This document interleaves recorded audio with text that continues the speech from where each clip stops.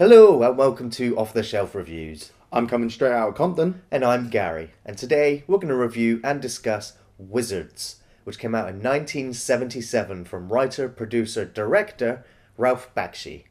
Iain, why don't you give us the synopsis? Okay, I will try.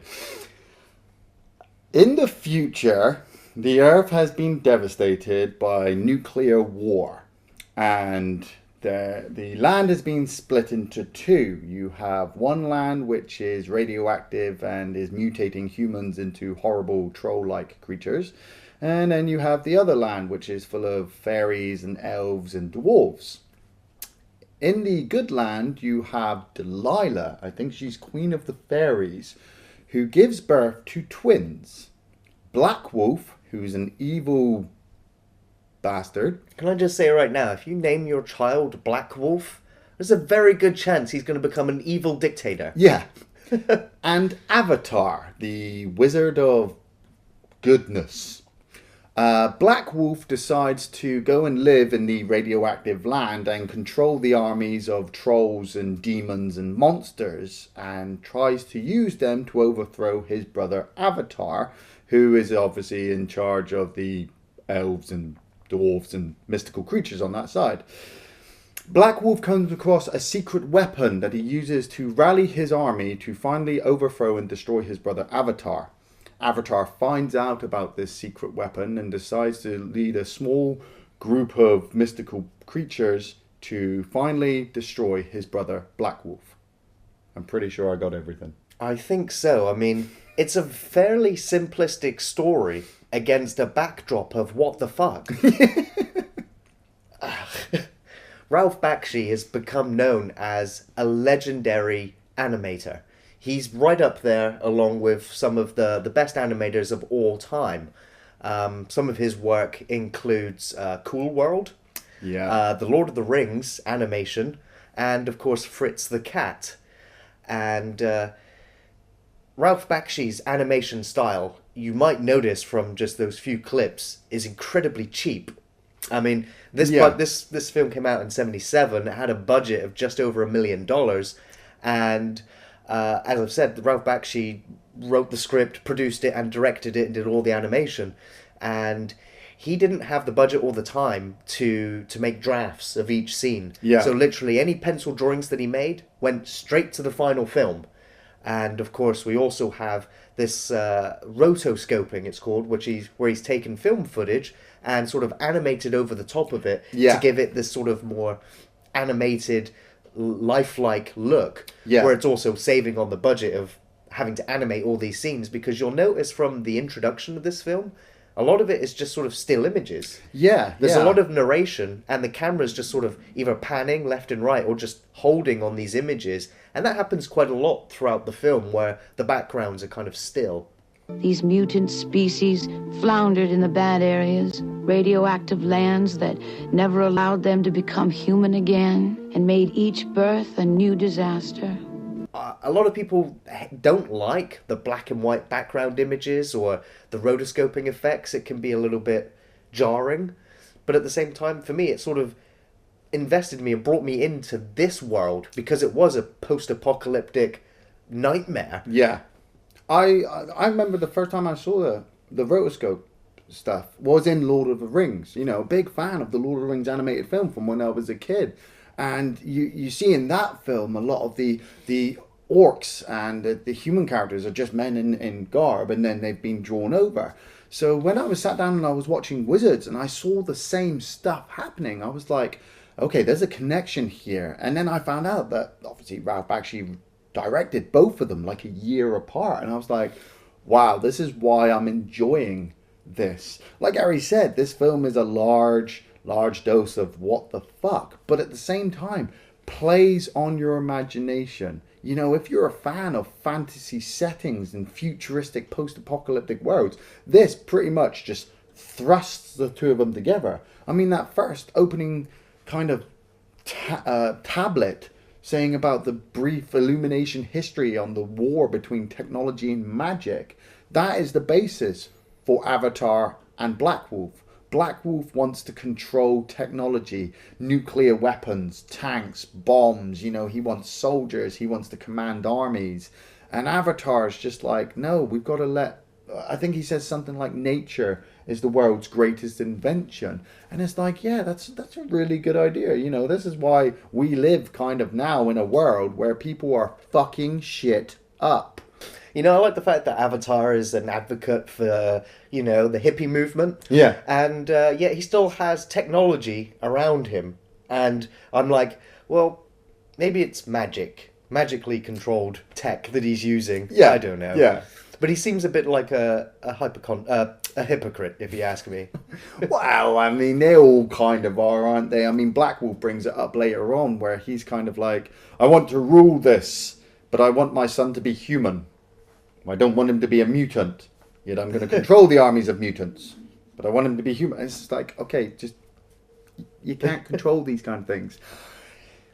The animation style, very... I would say, even though it was released in 1977 and was supposedly a family-orientated movie, this film has a lot of suggestions to not being family-friendly. Are you talking about boobs? I'm talking about Eleanor. Well? Well, what? Well, what now? Yeah, I don't know. Oh, why don't you sit there for a couple hours while I figure it out? Okay. Damn. I just, you know, you've got to love the fact that somebody sits there and goes, okay, let's give this fairy huge boobs and let's make sure that her nipples are showing through. And then just throw it off a little bit more, we'll give her this tiny little bit of fabric covering her nether regions. I like you, Ralph Bakshi. We also follow a robot, Necron, or who would later become Peace. And he is an assassin robot sent by Black Wolf to kill Avatar. Now, Necron manages to succeed in killing Eleanor's father, who is a weird clown-faced president person of the fairy folk. Fairy folk. Necron manages to kill him, and then Avatar manages to reprogram Necron to become Peace, so that Peace can lead them into the land of Scorch. I think of Scorcher. Scorch, yeah. Scorch. Lead them into the land of Scorch so that they can destroy this brand new weapon. The weapon. What the fuck, Ralph? The weapon is film. Yeah. So is that saying something about the nature of film? That it's being used as propaganda, like the propaganda used during wartime, which is being reused in this film, or... Because, you know, I was expecting, when they said a secret weapon, I'm like, oh, they're probably going to have a giant robot or lasers or, you know, like a nuclear bomb. He's managed to construct a nuclear bomb. No, it's footage, and it's footage of Nazis.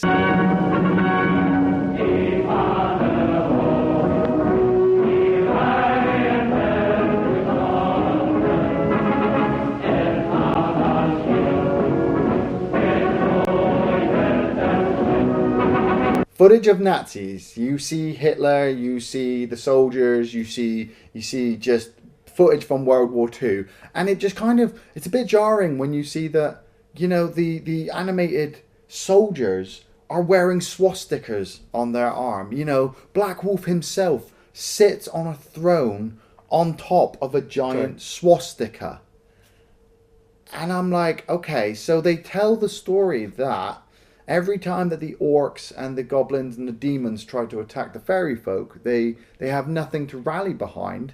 So when the orcs get injured or killed, they get scared and they run off. And this has happened for thousands of years, up until Black Wolf finds the motivational speech of Hitler. I'm sorry, I'm trying not to laugh. Der Führer!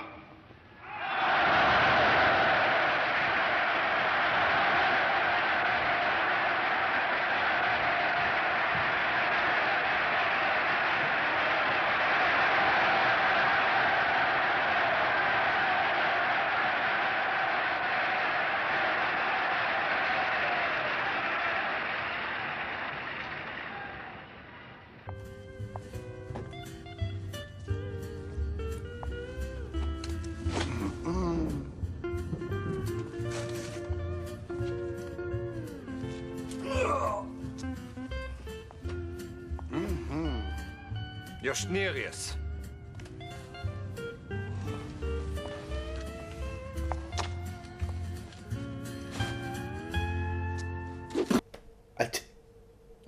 And that gives all of the armies the bravery to finally overcome the fairy folk and murder and kill and destroy lands. What I kind of think was, what I found impressive was that the sort of idea of this trench warfare. Yeah. And you have all these elves and fairies that have never really had to go to war before. They're kind of pacifist, hippie type characters. Yeah. And they're all in these trenches, and they've got their hard hats and their guns and their magic, and then literally they are blitzkrieged into oblivion, and it's the imagery of it is quite fantastic when you've got these tanks coming over the horizon, these planes flying over, and this endless marching of soldiers, and it's just kind of it's. See, I got kind of confused though. So the elves are in the trenches holding back the orcs, and is the video footage being portrayed onto the sky to scare the elves? I think so. Yes. Yeah, Oh, and so just- they're seeing all this imagery of this World War II and all these bombs and explosions, or maybe that's what was going on. I don't know anymore. Yeah, but it It's a bit of both. It doesn't matter. It pushes the orcs further into the trenches, wiping out the elves. And like I said, animation style. We've already had boobs, Avatar smoking cigars, and now we got blood and guts. I was surprised at.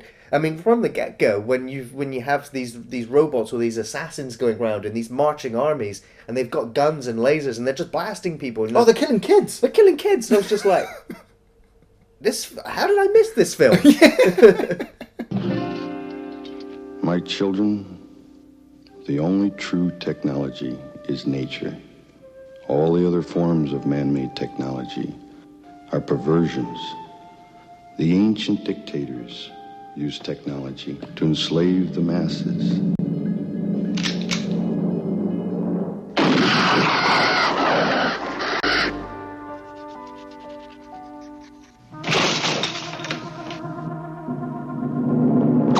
You do have some very good voice actors in this film as well. Yeah. One in particular I want to bring up is Mark Hamill. Who?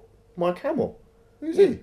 He was that dude in the old Star Wars films, Oh, yeah, with the... And he was also the fucking voice actor for the Joker. Perhaps one of the best interpretations of the Joker ever. And so Mark Hamill has one line of dialogue in this film. Please accept our apologies for the behavior of some of our more carefree brothers. I'm Sean, leader of the Knights of Stardust, protectors of Dolan, king of the mountain fairies. All right, okay. I'm Avatar the Great, as you've heard. Now this here is Eleanor, Queen of Montagar. Arise, you fools! Hey, what's that? Assassin! Technology! Granted, this was before he would go on to become known as a voice actor, while he would still only have just played Luke Skywalker the once at this point. Yeah. Star Wars hadn't actually become the massive success, so literally he's like Sean, King of the Fairies, and he's like, hey, Avatar, how you doing? Bang, I'm dead! Ah. We also have Bob Holt, who you might recognise, or not recognise, as the voice actor for Mogwai in Gremlins. Yeah. He was also the voice of the Hulk in the Incredible Hulk cartoon, and he was also the voice of characters in the Smurfs. We also have David Proval doing the voice for Necron, or like the speech of Necron. He doesn't really say much, but I'll always remember this guy from The Sopranos, and I was very surprised as well that Richard Romanus, who does the voice for Weehawk, went on to be in The Sopranos as well. And if you know me, I'm a big fucking fan of The Sopranos. It was awesome TV series. And Avatar does most of the speaking during the film, and Weehawk has quite a lot of dialogue, especially when he's arguing over if they should keep Necron alive or not, because he was an assassination robot, and he could turn on us at any time. So you're kind of with Weehawk at certain points, But I love that sequence where they're kind of attacked by the fairy folk. and Weehawk is kind of thrust into this, or he falls into this pit, and he has to fight this weird spider creature thing, and he's starting to be overcome by the mist, and he can't seem to get his sword to work against the creature. And then Peace manages to come along and kill the creature, and so the two of them kind of make this bond. Yeah. That was really cool. And obviously then, the voice for Eleanor was played by Jessie Wells. Not really much that she actually went on to do. She did do a lot of TV, but not a lot of stuff that I saw. But, the two things that I saw in this film were pretty damn good. As the film would progress, we're following Avatar and Weehawk and Eleanor and Peace, and they just start to go through some weird lands. I mean, they come across the fairy folk who capture them, and there's this whole trial thing. Like, they're ready to kill Eleanor, but Avatar manages to convince them not to destroy them because they're wanting to destroy his brother Black Wolf. I like the sort of Viking elves that they come across. The army getting ready to attack. Yeah, I mean, they travel through the mountains, don't they? Eleanor and Avatar. And, I mean, that bit's a bit of a pace dropper. Nothing happens. It's just them in the snow. They managed to come across Weehawk and Necron again. So you finally got the group all back together. And then they come across this large army of elves being kind of held under one banner, and they've managed to steal guns, and they're wanting to attack, and that builds up to what I kind of resemble to me like the D-Day landing. Of course, because there is, the backdrop of this film, you occasionally see the map and you see arrows moving across, indicating to you where the enemy lines have advanced, and so the war of this film sort of becomes the backdrop. And so then when you do meet sort of the opposing force, the good guys, if you will, it's kind of like, oh yes, there is actually, a sense of the bigger world going on other than this journey of trying to get there to overthrow this evil dictator. Yeah, but it's like their army is distracting Black Wolf's army, and the main battle falls between Avatar and Black Wolf. And I was really shocked at this point because Eleanor betrays them. I was like, what the fuck? It does come like that, because especially after you've gone through the whole thing where she's been, abducted, and then they have to go there and rescue her, then there's all of those scenes going on, and then almost straight away afterwards, she betrays them, and you're just like, why go through all of that just for that to happen? Well, it is later on explained once they get into Black Wolf City that, she was... Black Wolf was trying to take control again of Necron and wasn't able to, and instead took control of Eleanor instead. So when they come across Eleanor, she's completely upset. She's completely, wanting to redeem herself in the eyes. And obviously they want to get the information back to Avatar because, well, he's madly in love with her. Slut! Well, dude! And, I was really surprised by the ending. Where did that come from? What the fuck? I mean, Avatar walks in. He's been the symbol of good. He wants to talk people down. He wants to bring magic and mystical shit to the rest of the world. And he literally walks into the throne room of Black Wolf. And he just walks in and is like, oh yeah, I've got this trick that Mum showed me when you weren't there. Oh, what's that, brother? This. Die, you son of a bitch, and blows him away. Let me tell you, I ain't practiced much magic for a long time. I want to show you a trick Mother showed me when you weren't around. To use on special occasions like this. Oh yeah, one more thing. I'm glad you changed your last name, you son of a bitch.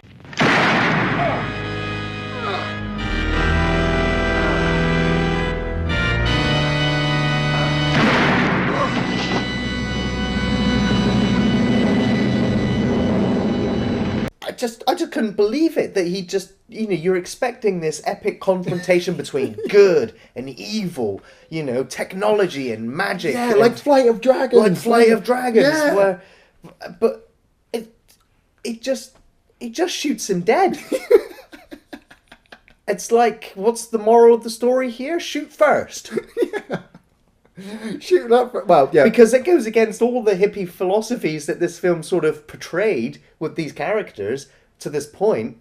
And then he uses technology. He doesn't use magic. It's a dirty trick. Yeah, and I like the idea that he's rolling up his sleeves to say, "Look, nothing up my sleeves," and him talking to him, he's just lulling him into the fact that they're going to have a back and forth. Yeah. Nope, just shoots him dead, ends it, and I'm like, at least I don't know. There's so many different ways you can take that ending. But for me, it's also the fact that after that instance, the film is almost over, like 30 seconds later. It's like, you don't get how sense of all of this is going to tie itself together. There's no overarching philosophy or ending to these characters. It's like, I've killed my brother, I'm getting married, see ya. Yeah, that's it. They kill Black Wolf, they destroy the projector, the evil army kind of runs away, and those that actually still had the bravery get slaughtered by the elves and dwarfs, and yeah, it's the end. And I was like, what the fuck? Well, at least they let that gimpy sort of lizard creature... Oh, Larry. Yeah, they let Larry the escape. Don't hurt Larry. Larry served. Beast of 1,000 scales. Hey, set it free. It's harmless without Black Wolf. So be it. Thank you. Thank you. Thank you, Master.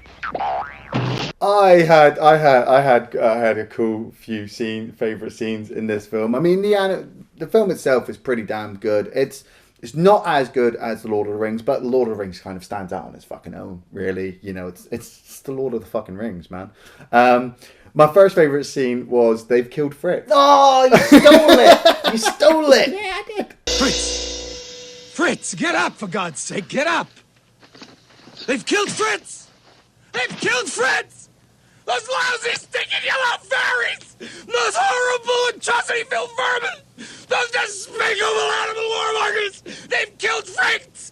Take that! Take that! I wanted to get it first. Damn it. They killed Fritz. I was crying. I just thought it was brilliantly done. And obviously we're just going to show you the clip because it's just really good. But it's just the conversation back and forth, and then he... Take us, you green swine! You black-hearted, short bull-legged! Max, I'm okay. I'm okay, Max. Just a scratch. Look, I'm all right. Max. Oh, damn. There you go again, stepping on my lines, raining on my parade, costing me medals. Oh, damn! My second favorite scene was the priests praying. It's pretty damn good. The army, they've got the prisoners all lined up. We need the priest to bless us so that they'll keep us alive. And the priests, we're set in the future. They're praying to gods that are like the Rolls Royce grill of a car and an Oscar and shit like that. There's like a pinball machine or something, Coca-Cola in the background. And these priests pray for like 5 hours, and the guys are just like, all right, fuck this, plan A, so they just blow all those prisoners away. Okay, plan B, and then they bomb the villages, and it's like, right, that just shows you what religion kind of does in war. Hear us, O Lord, hear our petition. Oh Lord, we cry out to you. Lord, hear our prayers. Hear the prayers of thy humble servants. Oh, Lord God, do not hear us in our hour of need. We need you, O Lord. We cry to you, O Lord. Lord, help us, O Lord. We need you. We cry to you.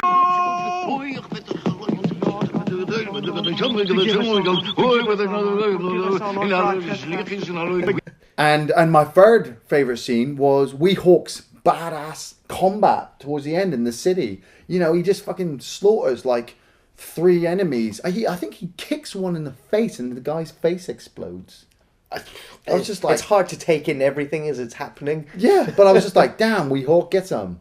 And any real scene with Eleanor in was awesome. Well, come on, let's make it. Avatar. You're getting older and much bolder. Come on. I meant let's make it out of here. Sure you did. So my favourite scenes are what he said. I guess I could say instead, because those were my favourite scenes, most memorable scenes. Some sort of the rotoscope war effects were quite impressive because it was just so jarring, and it was like an acid trip. Yeah. It was like I'd taken mushrooms, acid, cocaine, and cannabis and just mixed it all into a bowl, and then sat into a torture chair with my eyes peeled back, watching some of these moments.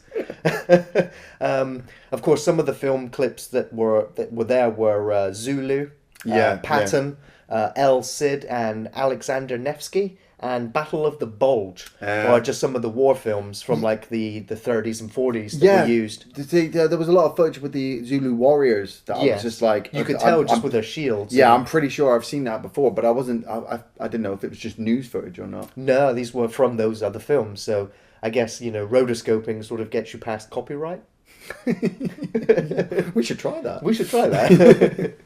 So my favourite character is probably going to be Peace, because he was the most interesting character throughout, because he was from the dark side, brought to the good side, and forever trying to resist the temptation back to the dark side, because he was always being mentally pulled back in that direction. And like you said, the scenes with Warhawk where he proves that he's fighting for good now, and I like the way that he just slinks around. I like at the beginning with his rifle. The way that when his mount dies early on, gets an arrow right to the head. I just like this character because he's dark and he's neutral, and I unfortunately he gets killed off by Eleanor, and it felt cheap. I was kind of hoping that magic might bring him back, or he might have a better send off. But but for me, when Eleanor killed him, I was genuinely shocked. Because you spend most of the film waiting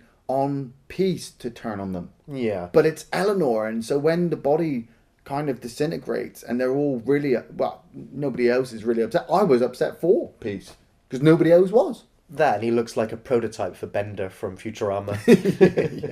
Yeah. I definitely recommend Wizards to an animation film crowd. I also recommend it to potheads, mushroom takers, LSD. If you're into any kind of psychedelic drugs, this film will kill you dead. Period. I really like the music. I mean, sometimes there's sort of a jazz feel to it. Yeah, real funky. Sometimes it's really funky, and sometimes it's really dark and foreboding when it needs to be. Because especially when you're going from apocalypse wasteland with mutants and dying humans and monsters, it's the music's appropriate for what it needs to be. Yeah. And then of course it's whimsical and light when you get to the fairy kingdoms. I like the fact that it's not specifically a kids movie, and it's not specifically an adults movie. It was made to be a family friendly movie, despite the phallic imagery, the apparent nudity. But there's no actual nudity. There's no real amount of swearing. It's everything that you could probably get away with in a PG movie today, maybe minus some of the blood. Yeah. It's got a short running time, and it doesn't lull too much in the middle. It's quite a brisk pace, and it's from a legendary animator who I had not really seen that much of his work, and so I've got a real appreciation for this film. As a matter of fact, I think I've almost come to love this film after just one viewing, and I really want to watch it again. It's a sort of film that just sort of washes over you, and you can sort of make your own mind up as to what the film's trying to tell you, and I don't think you're going to be right or wrong. I definitely recommend this movie. Big fan of Ralph Bakshi. Lord of the Rings is freaking awesome. Cool World is awesome. This film is awesome. Do not ever show it to young children. Ever. Because it will blow their fucking minds. Seriously. If you're a teen, if you're heading into your teenage years. Well, that's it. This thing used to be a favourite at midnight theatres for teenagers. Yeah, and if you're an adult and you've never seen it, but you're a fan of just animated movies, this is a classic. But never, ever trust fairies.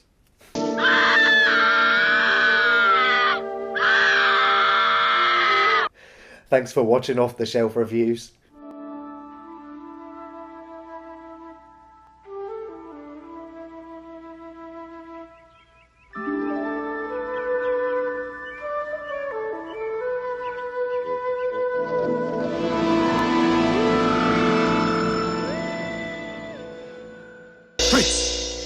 Fritz, get up, for God's sake, get up!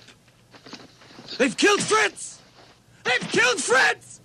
Those lousy, stinking yellow fairies! Those horrible, atrocity-filled vermin! Those despicable animal warmongers! They've killed Fritz! Take that!